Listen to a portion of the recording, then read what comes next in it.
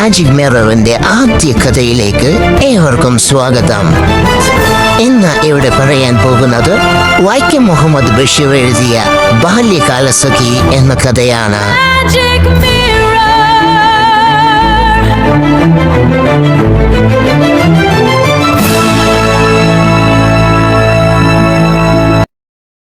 ബാല്യകാലം മുതൽക്ക് തന്നെ സുഹ്റായും മജീദും സുഹൃത്തുക്കളായിരുന്നുവെങ്കിലും അവരുടെ സ്നേഹബന്ധത്തിലുണ്ടായ അസാധാരണമായ സംഗതി അവർ പരിചിതരാവുന്നതിന് മുമ്പേ ബദ്ധശത്രുക്കളായിരുന്നു എന്നുള്ളതാണ്. എന്താണ് ശത്രുത്വത്തിന് കാരണം? അവർ അയൽവക്കക്കാരാണ്.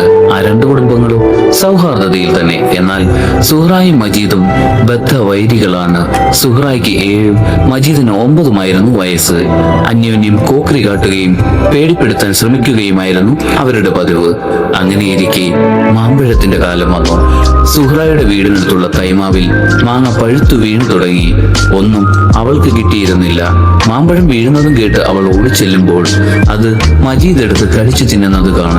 അവൻ അവൾക്ക് കൊടുക്കുകയില്ല. കൊടുക്കാൻ ഭാവിച്ചാൽ തന്നെ കടിച്ചതിന്റെ ബാക്കിയായിരിക്കും. അതും അവൾ കൈ നീട്ടിപ്പോയാൽ ഇന്നാ മുട്ട് കടിച്ചോ എന്നും പറഞ്ഞ് അവൻ കൈമുട്ട് അവളുടെ മുഖത്തേക്ക് നീട്ടിക്കൊടുക്കും. പിന്നെ കാണുമ്പോൾ അവൻ അവളെ ഭയപ്പെടുത്താൻ ശ്രമിക്കും. കണ്ണുരുട്ടിയും നാവ് നീട്ടി കാണിച്ചും. അതിലൊന്നിലും സുഹ്റായ്ക്ക് പേടിയില്ല. അവളും പകരം കാണിക്കും. പക്ഷേ മാമ്പഴത്തിന്റെ കാര്യത്തിൽ മാത്രം സുഹ്റായ്ക്ക് തോൽവിയാണ്.